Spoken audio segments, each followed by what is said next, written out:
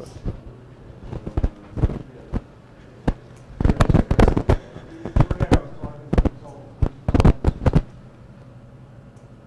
All right, well, welcome everybody. My name is Lenny Zeltser, and I want to talk to you about incident response. I'm going to try not using the microphone, because then I feel like singing to you, and I'm not that good at singing. But if you can't hear me in the back of the room, just kind of let me know, and I'll use the mic. I think I can handle it. Yeah, but I'm OK so far? Yeah, good. So I do incident handling sometimes, and what I found is that a lot of companies prepare for incident handling, and then when a problem occurs, turns out that nobody was doing what they were supposed to, nobody was reading the procedures, or maybe the procedures, turns out, don't even exist. So that's the type of scenario that I want to explore in this talk. Also, this is part of the larger project, if you will, that I've undertaken, and that is the realization that I've had that a lot of the security advice that we as practitioners give to companies just isn't practical for 98% of the companies, right? And this is advice like be proactive about security, or exercise defense in depth, all wonderful advice. But then you look at organizations and none of them are proactive, or not none of them, but many of them aren't. They don't do defense in depth. And I've realized that maybe I shouldn't take it personally. Maybe it's OK. Maybe life goes on and businesses survive. So I'm trying to figure out, well, what kind of advice can I give as a security consultant for Savvis, or as an instructor at SANS? What kind of advice can I give for organizations that just won't get the time to be proactive about security? So incident response is one area that I'm looking into. And so you've got best practices that are really good, that give you very detailed instructions for how to prepare for the incident and how to handle it. At SANS, we teach a full course on incident handling. NIST has a very nice guide for the various stages you need to go through. What are some of the things that you got to do to prepare for during an incident? Anybody does incident handling? Yes, sir. We do. Like you prepare certain tools. Right, you got some bootable CDs, you got your USB keys in your bag. You train your staff for how to detect problems, how to triage. So it's all great, and it's all wonderful, and I recommend people consider it. And yet, what if you are in an organization that just hasn't gotten around to following that advice, right? And of course, I'm kidding about you sitting around not doing anything, right? We're all just really busy people. We're all fighting fires. We're all being drawn in different directions. So it's not surprising that many companies just aren't prepared for handling security incidents, and they catch them by surprise. And so that's what I want to explore in this talk. And it's not a talk about what tools to use. I'm not going to be talking about any tools, because to me, incident handling at its core is a coordination problem. There's a person or a group of people who are being counted upon to gain control over the situation. And so if you look at how many companies have handled incidents, you read news about them, and you wonder, well, why in the world did they do that? They make so many mistakes. That's not how I would have handled the problem. Well, it's not that they're bad companies or that they don't know what they're doing. The problem is that they're under stress. And when people are under stress, mistakes are made, and that's to be expected. So I'm trying to figure out how to take a little bit of stress away from the initial stage of the incident. And that stage is where an incident handler, such as myself or such as yourself, is called into a situation, and people believe a system has been compromised, or some data might have been lost. And now it's the job of the incident handler to figure out what's going on and how to then commence full-blown incident handling. Right? And it's a stressful position, and I find myself in that position quite a bit, because I'm asked to assist my customers with incidents. And what I found that releases a lot of the stress for me and makes me feel comfortable walking into the situation and asserting my authority is knowing what questions to ask. So this talk is going to be very much about what types of questions to ask to gain control over the situation that you're walking into. And it's not easy. It's not easy. So I've broken this questionnaire, if you will, down into several key steps. The start of this process is you get a phone call at 1 a.m. because you're the incident handler on duty, and on the other line somebody says, we've got a problem, we think our web server got hacked. So here you are, all sleepy, dragging yourself out of bed, maybe driving quickly into the office, or probably in most cases getting onto a conference call. And now a lot of people are looking at you for advice.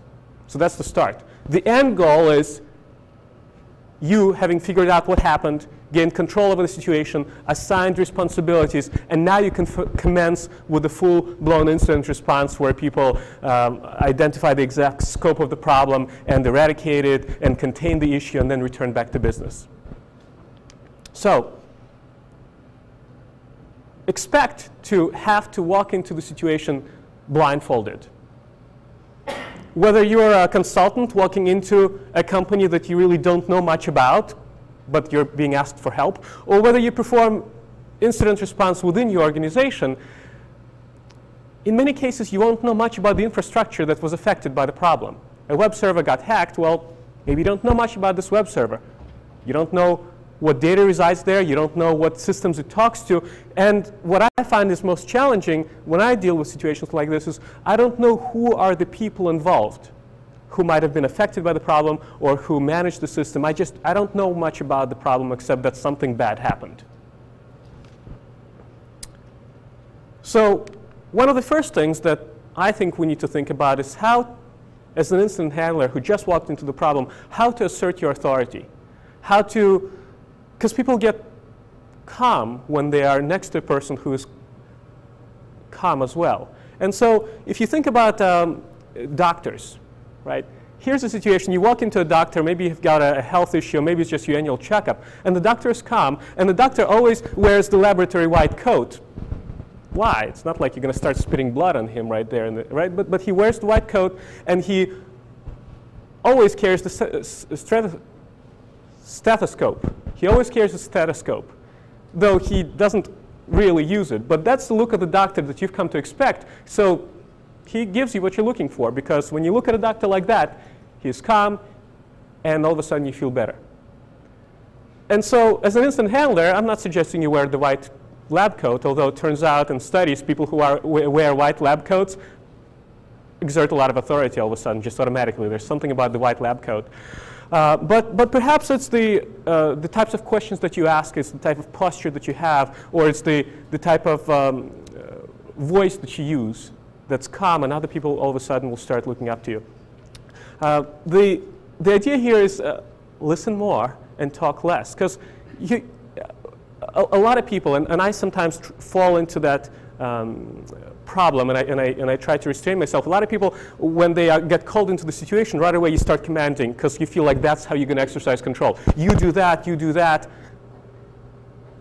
Listen to the problem first. And since I'm talking about doctors, I read a study that looked into the likelihood that a doctor might be subjected to a lawsuit, to a malpractice lawsuit. Because some doctors get hit with them a lot, and there are some doctors who've been practicing for years and haven't been hit by a malpractice lawsuit. And what they found was a significant variable was simply how much time does a doctor take to listen to the answers to the question that he asks you.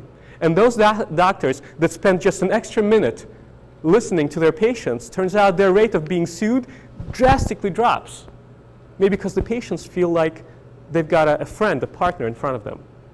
And so the same advice goes to us, right? Just listen to see what the problem is. Because a lot of people are going to be talking, and right now you don't know what's what. Maybe the initial diagnosis of the problem was incorrect. Maybe it's not the web server that got hacked. Maybe it's the firewall in front of it that's participating in some kind of an injection attack. But you listen and you try to figure out what's going on. And so just because incident handling is stressful, I thought I'd throw in little flowers here and there in the presentation, because we can all use a little bit more flowers in our lives. But this process of walking in and gaining control of the situation, what types of questions are we asking? What's the nature of the problem, right? These are open-ended questions. And whether you're I don't know if you've heard a policeman, right? So somebody complains to them that something has happened. They ask you, so what seems to be happening?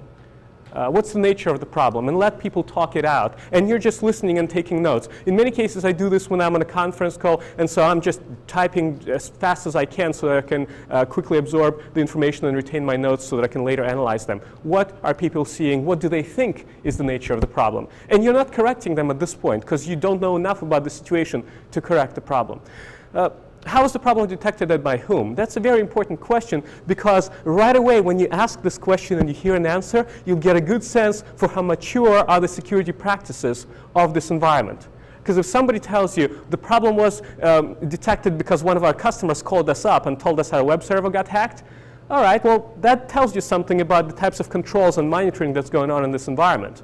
Or if you hear that our regular monitoring that polls the system once a minute told us that our website was changed, well, now you know that the environment at least has some good visibility into it. What are the security infrastructure components that exist there is another question to ask. And a lot of people I find are afraid to ask these questions because they don't want to sound ignorant. Well, I think it's okay, because by asking these questions, you show that you're genuinely interested in understanding the problem. So it's okay to ask, do we have firewalls in here? Do we have antivirus? Is there any kind of intrusion detection system in place? Don't assume that there is one. What's the security posture of the environment?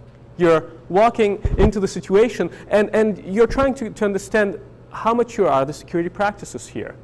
Have they recently had a security assessment done? And if so, what types of problems were found? Because right away, this can help you create some theories about what might be the reason for the problem, right? They had a security assessment done a year ago. Turns out they had a lot of, I don't know, SQL injection vulnerabilities. All right, so maybe that's also what's going on right now. So you're starting to formulate your theories, but right now you're probably keeping them to yourself. Because yet again, you don't know enough to really advise people in the room just yet. And also it's important to ask, well, who was affected by this? Right, if it's a web server, well, find out, well, who uses the web server? Is it your customers? Is it your partners? What about your internal teams? Do they know that the problem has actually happened? I've responded to a lot of incidents where a fair bit of time was spent trying to figure out the problem, and it turns out that the actual business owners of the infrastructure never even were brought into the picture until maybe too late. And also, what else has happened here recently? Right? You want to know, well, does this site have a history of being compromised once a month? Important questions to ask.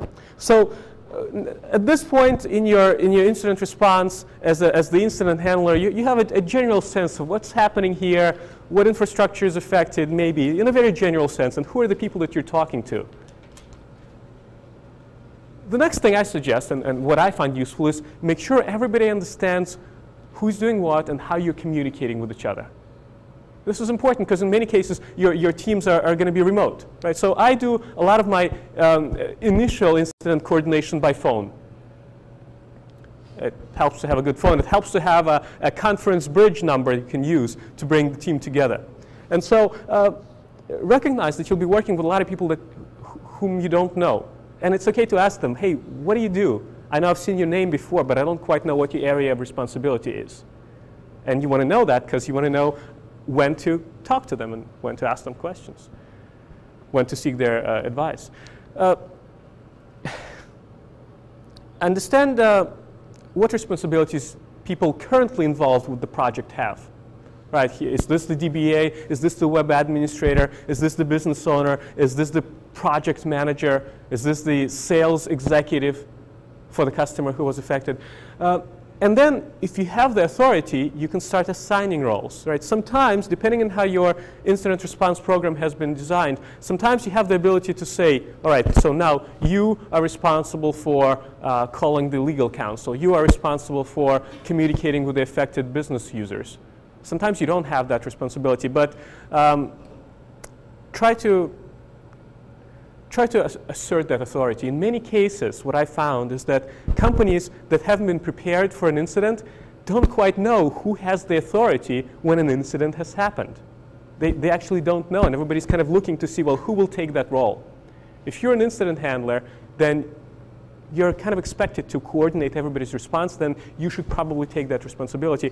And see if anybody doesn't like that, see if anybody complains. In many cases, people will be glad that you are taking the lead and assuming the authority to assign responsibilities to the group. And another important thing to consider at this stage when you're thinking about who you're going to communicate and how, understand how you're going to interact with other groups. What groups are involved in an incident? Anybody responded to an incident? Who did you need to talk to? Yeah. Developers, if the web application was affected, right? Who wrote it? Anybody else? What other groups besides the core IT folk? Yes? Legal team, right? I mean, nowadays companies care about security because there is some legal ramifications for not doing it right. So the legal team. Anybody else? Public affairs, PR departments. If your customers are affected, you want to make sure that somebody is appraising them of the situation in a way that's consistent with your policies. Yes? Third-party vendor. Maybe the code was written by somebody else, or maybe you have a third party managing the system or some components of it. Yes? I'm sorry, system owners? Yeah, right. Who is actually the business user whose systems were affected? Yeah. Yeah. And that's critical because the system owner probably can help you understand, well, how big of a deal is this? Because in many cases, techie people don't know. Right, they know really well how to manage the operating system, maybe the network. How big of a deal is this? Yeah. So you go further than that to be the data owner, because sometimes the system owner is the data owner. Ah, good point. So sometimes the system owner is one group, but the data owner is another group, right? So yeah, I mean, and the thing is, it's okay not to know this, I feel, if you're an incident handler that's from outside of the group, right? In many cases, incident handling is handled by a separate team, or even by a separate company. It's okay to ask these questions. And I don't think you show your ignorance by asking these questions. I think you actually show like you genuinely want to understand the nature of the problem. And so whenever you understand these teams, right, and it turns out, and you can ask these questions, and answers like this will come up in the team meeting or in the conference call, write down the names of the groups, and then make sure somebody's responsible for communicating with that group.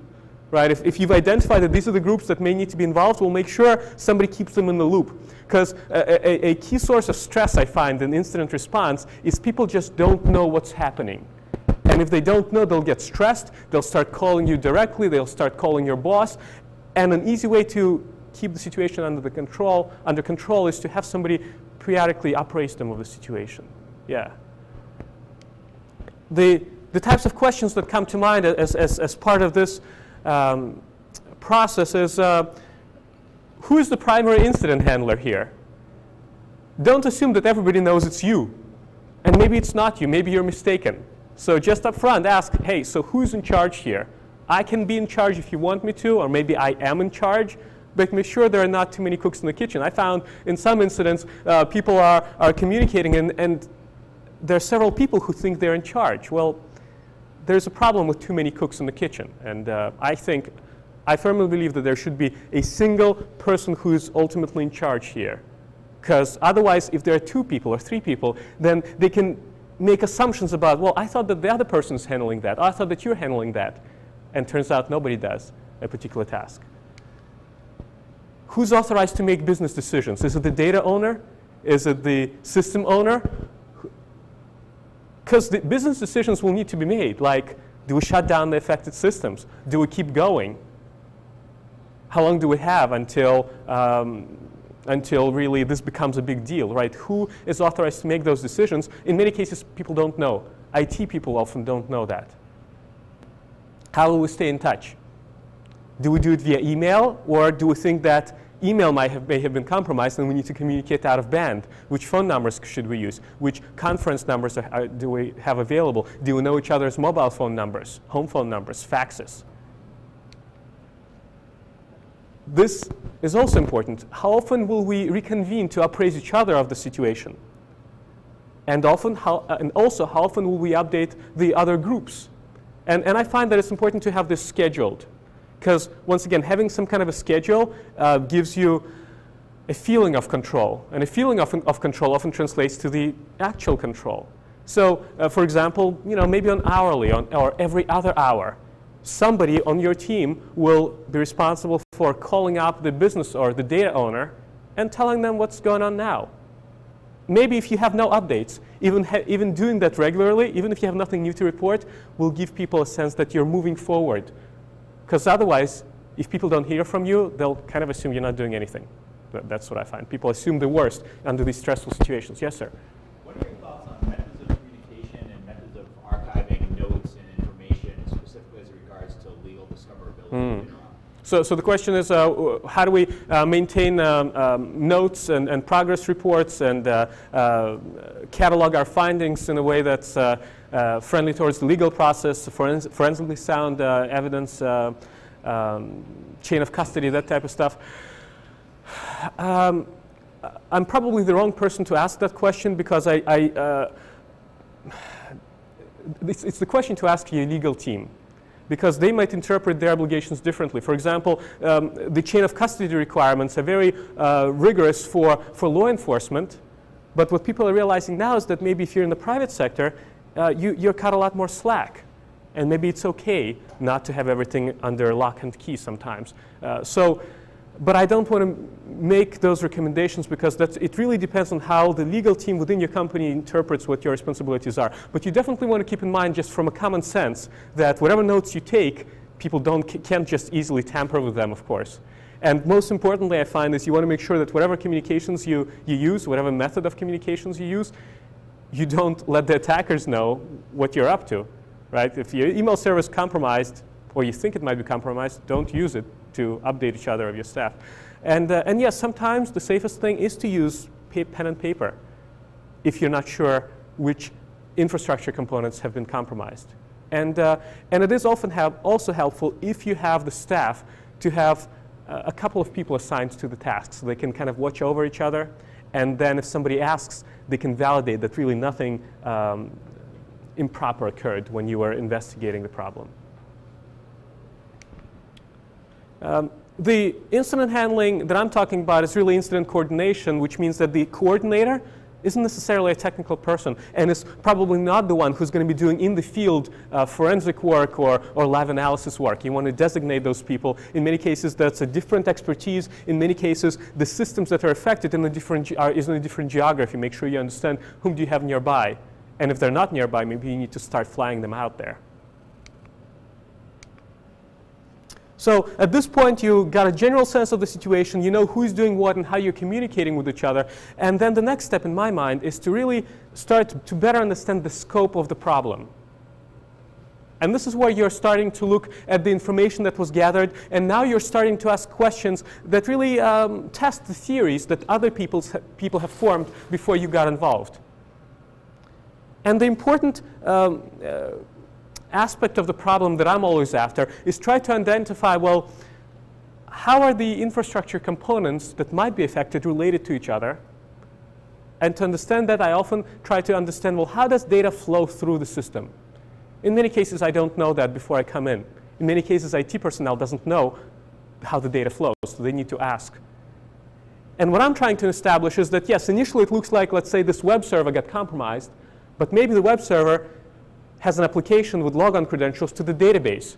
And the database resides on a different subnet behind the firewall. Well, that doesn't matter. If the server is compromised, that attacker may have gotten your logon credentials to access the database. And now, all of a sudden, the scope of the problem has expanded. That's what you're trying to understand. But rather than asking, so what do you think are the other systems that are affected by it, try to ask questions about data and flow and application components. And interesting things will come to light when you try to go beyond just the core OS and network infrastructure, but start asking about data and dependencies. Right? Because it's like a domino effect. One system tips, and it affects other systems as well. And also very critical when you're trying to understand how data flows and which infrastructure components may have been affected is trying to understand, well, we are going to have to triage and make careful use of the limited human resources we have available. So what should be the next system or the next application that we really pay attention to? And in many cases, it's going to be one that's most critical or one that's most brittle, one that you know if somebody just gently touches it, it's just going to crumble. Maybe it's one that you've always been worried about, and you're going to look into it next, right? So start thinking about what your next steps are. What's the most critical application? What's the most risky application? What should be you looking at next? And you can't necessarily make that decision. It's the one to bring up to the whole incident response group because you don't know much about the environment. And then, of course, nowadays, you got to think about any kind of compliance, any kind of regulations, any kind of contractual obligations that you might have that might make it very explicit who needs to be notified and when. Right? And the compliance, we all know the regulations that we're talking about. If it's financial data, it's Gremlich-Bliley. If it's cardholder data, it's PCI requirements. If you have a compliance officer in your company, you probably want to get him or her involved to answer this question. And that often is when you talk to the business owners or to the data owners, that's often going to be the first thing on their mind. So regardless of what we may want to do, what do we have to do? Because the law says so. And in many cases, people don't know right away. But start to understand what's the nature of the problem and what compliance implications are carried with it. So in terms of the specific questions that I ask at this point, it's what's directly affected? What applications are there? You'll be surprised how many system administrators or technical security personnel focus their efforts on the OS and on the network and somehow don't think to ask, well, what's the application here? What's the data that's affected? Ultimately, it's not about the networks and the systems. It's nowadays about the data. Compliance regulations. You're also at this point starting to think, well, not only what data may have been affected and what systems, but also how could they have gotten in? Because down the line, you'll probably want to make sure that they're blocked. So what I often ask is, well, what are the different ways of getting into this environment legitimately? Right, forget about somebody hacking your firewall at this point. Think about legitimate ways of getting in, because that's probably the easiest way to get in, right upon that opening that already exists. And you'll find out that there's this VPN tunnel, there's this open firewall port with Telnet or SSH open, there's this partner that has a way in, there are these internal users that have another connection into this environment. All right, so now you can start thinking about what inwards paths to examine. And secondly, find out, well, how can data get out? Because the fact that they got in, I mean, it's a problem for integrity, but really what nowadays people are concerned about, well, did any data get out? And if so, how could it have gotten out? And I often ask, how is the firewall configured here? Does it block outbound traffic by default and only allow very specific protocols through? In many cases, no, everything's allowed outbound. But you want to ask those questions as well. And yeah, at this point, you can ask about theories, right? Because people who are participating in this incident, they probably have already been doing this for a little bit longer than you, because you get involved a little bit later after them. Have they formed any theories? Then yeah, write them down and start thinking about why they think these theories are valid, and maybe try to invalidate these theories. And another thing to consider in terms of your liability and also being a good citizen is what risk are we posing to other organizations? Are we a provider to another partner?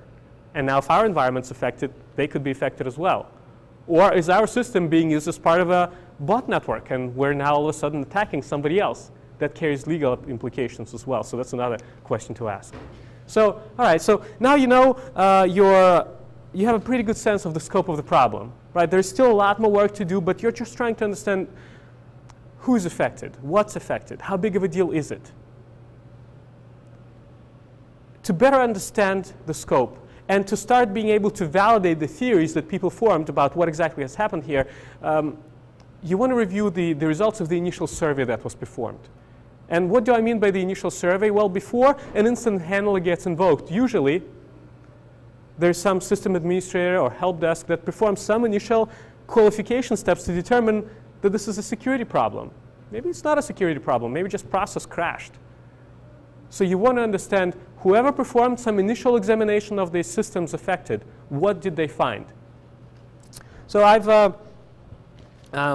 this is to perform the initial assessment, the initial survey of the system. I'm not going to talk about it, right? These are the tools that people use. You look at the processes, you look at the file system, you look at recently modified files, you look at your logs. So if you're interested in that, I'm going to pass around a cheat sheet that I've prepared. I'm not going to discuss it, but these are really the steps that I find system administrators often want to take to just qualify the nature of the problem. And just feel free to look at it. Feel free to pass it around your organization. And I'll give you a link where you can download a copy of this if I didn't print enough. As you'll see in this cheat sheet, right, these are technical tools that people use, and they try to understand, is this really a security problem? So understand, what have people observed so far, right? Somebody has probably looked at some logs. Somebody has probably looked at the processes running on the system. So find out, what did they base their theories on? And what did they see? Were there alerts issued? Was intrusion detection involved? What did it find? I find that in many cases, people forget that certain other teams might have additional visibility into the environment. If you're going into this problem with a security mindset, right away you're looking at firewall logs, you're looking at network intrusion logs.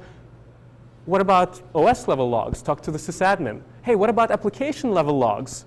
Talk to whoever manages the web server. Or logs specific to the application. Talk to the developers. And also consider how much of the data that was gathered so far is actually usable. Because in many cases, people who perform this initial survey, they don't necessarily know what to look for. They maybe are new to this environment as well. And so sometimes what they collect isn't all that useful, isn't all that meaningful. Maybe they looked at all the wrong things. You're thinking, how much data can you use already? Because later on, you'll need to examine this again probably. And you want to know, how much work can you save yourself so that you can rely on whatever was collected so far? And also consider, what information have we lost? Because every time you touch a system, you run a command on it, you look at a file, you modify the system's state. And that's why it's really important to understand what specific tools were used to qualify this issue and to determine that it's a security problem. Because by just performing that initial survey, the administrators may have deleted all the tracks. You want to understand that. And that's why I always ask about the specific tools that were used to understand what maybe has already been lost. And it's not to criticize the administrator, because the reality is, to qualify any problem, the administrator needs to look at the affected systems or applications. And by doing that, inevitably, some data is going to be lost. So yeah, so the type of questions that I ask here are, well, what did you do to determine that this is a security problem? What tools did you use? What commands did you run? In many cases, people actually don't remember, I find. They will say, well, I don't know, I just opened command shell and maybe their history file exists if they were using Unix. What steps were taken to contain the problem? Because what I find is that whoever performs this initial response, which is usually not a security person, may have decided to act to contain the problem. And I'm not saying they did it incorrectly. Maybe they did it the right way. Maybe they pulled the plug and the system is disconnected from the network. Maybe they terminated that process that they thought is malicious. Maybe they shut down the box. And maybe it was the right thing to do. You just want to understand, what did they do to contain the problem? Maybe they did nothing. That's an important finding as well. Did they see anything suspicious in the logs? Did any suspicious alerts get generated? You want to just, yet again, you're just still absorbing information. And lastly, now is the point where you can actually start making some recommendations. You know who is who, you know what's the nature of the problem, you understand the environment a little bit, you understand what tools were used and what information the theories were based on. And now, maybe an hour later, maybe 2 hours later, or maybe just 10 minutes later, now you can start thinking about, so now what do we do? And now is when you can start taking those concrete steps that NIST gives you regarding identifying the problem and containing it and eradicating it and returning back to business. But keep in mind that that process may have been documented, but maybe nobody has looked at those policies and procedures for years. Maybe they were never created. Maybe they were purchased from Amazon and not really adapted to your specific requirements. So don't assume that people know what to do next, even at the technical stage. That's kind of why I've been preparing these cheat sheets and handing them out. So I try to come into an incident, and if the company doesn't have very specific steps for what they need to do and feel comfortable doing that, well, then I try to give them some guidance in terms of, as little cheat sheets like the ones that I've been handing out. Here's another very important question to ask. And I find that this is where the reality differs from many textbook examples that you may read about. Because in many cases when people talk about incident response, they right away assume that it's the same thing as forensics. A problem has happened, hold on, before we touch the system, let's clone it, and let's do all of our analysis on the hard drive, let's pull memory contents. And that's the right way to approach forensic analysis.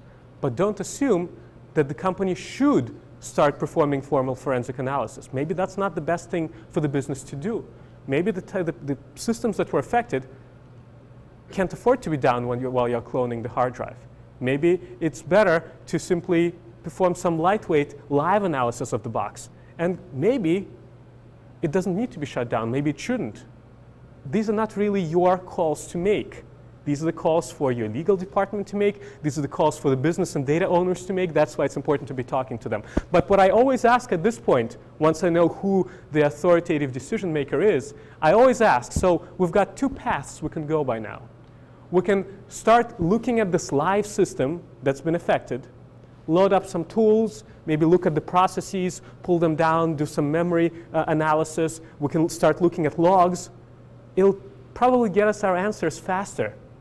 But unfortunately, that means that every time we look at the live box, we'll be tainting the evidence, which means that if we ever need to do formal forensic response, now our data may be a little bit less valid. And so I give that option, and somebody who's the decision maker here, the business decision maker, needs to say, no, no, no. Stop what you're doing, proceed with formal forensics. More and more, though, I find that companies care less about formal forensics and would much rather perform live, fast analysis so they can quickly understand the nature of the problem and go back to business as soon as possible, and they care less about being able to use that information in court. That's just my own personal perspective on this. I've been seeing more and more companies go that way. But ask the business decision maker. Don't just go one way or the other. Don't assume these things.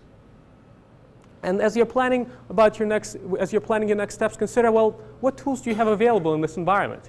You may want to look at memory, you may want to look at network, maybe you want to put a network sniffer in there to observe who's communicating with the systems. Well, maybe none of those tools are available to you. Maybe this is a very locked down environment. I've seen situations where an environment was very locked down, and I even had a hard time getting some tools into it or getting some data out of it because it was really set up as a very contained island. Think about how you're going to get data in and out, because you need to get some data out if you're going to be looking at logs. Do you have a network sniffer available that you can put in there, for example? So yeah, so I asked those types of questions. Do we have any specific procedures that we must follow because they were designed beforehand? Does anybody know how to follow them? Is anybody trained in them? Do we want to do live forensics, live analysis of formal forensics? How do we get files off these systems?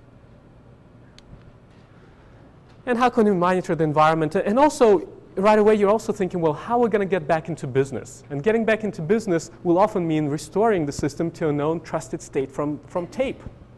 Has anybody ever done a backup on the system? Maybe no.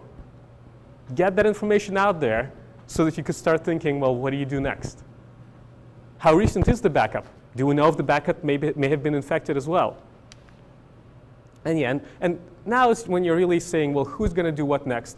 Which people are going to go on site? Which people are going to do formal forensic analysis or live analysis? Which people are going to communicate? So now is when you're thinking about formal incident response that gets more technical, that is pretty well documented and understood. And I'm not really going to get into it. And just kind of to wrap up, I want to highlight the point that bad things will happen regardless whether you're prepared for them or not. Right? Incidents happen even to the best of organizations, and incidents happen even to organizations that aren't prepared for them. But I've seen many of the organizations that had a breach, weren't quite ready for handling it, but they came out okay because they took the time to ask the right questions and were calm. And so that's why I wanted to talk about questions, and because I feel that it's a very effective way of gaining control over the situation. So I've been on this cheat sheet mania lately, and so what I did is the questions that I've been asking, I prepared a cheat sheet where I've documented all of these questions, and and additional guidelines that I've been discussing. So the major takeaway really is yet another cheat sheet that I've got from you. And if I didn't print enough, I'll give you a, you can download it from my website, and you can, I have a Word version of this so you can edit it.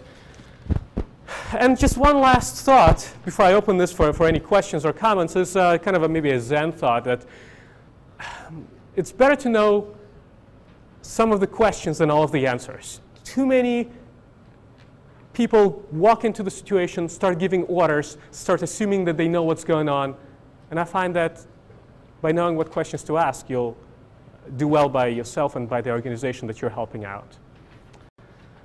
So the cheat sheets that I've handed out, you can download them off my website. You can customize them to your heart's delight.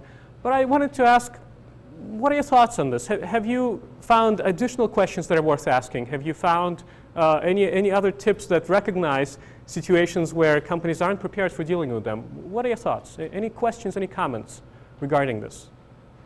Yes? Have you seen dry runs be effective? Or? Have I seen dry runs that were affected? Yes. I mean, the more you're prepared, of course, the better you're going to handle the incident. And I'm not saying, you'll never be prepared, so don't try to prepare. I'm saying, yeah, prepare this, whiteboard this, dry run through incidents. The more you're prepared, the better. But my premise is that there are some companies, and no matter how often you tell them, be prepared, dry run, test your procedures, they won't. So yes, as an incident handler, you have some control over yourself and the people you're going to collaborate with. So yeah, walk through this process, ask them these questions, make sure they're familiar with it. Just don't assume that the people whom you're going to be helping have done any kind of preparation. If they've done, that's a bonus. Yes? Hypothetically speaking, from a, say, a small business point of view, say you have a small business that has, really talented people, and they have an incident, and they want to go about doing forensics, because say they suspect that it was, a disgruntled employee or something. How, from a legal point of view, how do you go about doing that clone of, say, a system, and then without bringing in a third party, to then go in front of a judge and say, no, we DD'd the hard drive. It's the state that it's in right now. It hasn't been touched. This is how it was. Here's our documented evidence, without, say, bringing in SANS or SAVvis or the FBI. Yeah, so you're saying, let's say you've got a small shop, but you've got really talented people who know what they're doing, and they feel comfortable performing some forensic analysis. How do they collect the data so they can use it later on in court? This is yet a similar question that I kind of tried to gently deflect, because it's more of a legal question, and I'm not qualified to answer it. But I find that, first of all, recognize that as a commercial entity and a private party, not a law enforcement, your requirements are different, and you tend to have a little bit more slack regarding chain of custody. But if you use tools that are acceptable, like DD, let's say, if you take cryptographic hashes of what you find, if you can confidently say that whatever data you've captured was very unlikely to have been tampered with, then I think you're going along this the right way. But for specific advice, I'm not a forensic expert, nor am I a legal expert, so that's probably as much as I feel comfortable saying regarding that topic. Yeah. So anything else? Well, I'll be around if anybody has any questions or comments. Thank you very much for your attention, folks. One last thing I ask before you leave, you've got eval sheets on your tables. Just mark them up. It's useful for me to get some feedback and for the conference organizers to see what you've liked about this presentation. But yeah, thank you very much for your attention.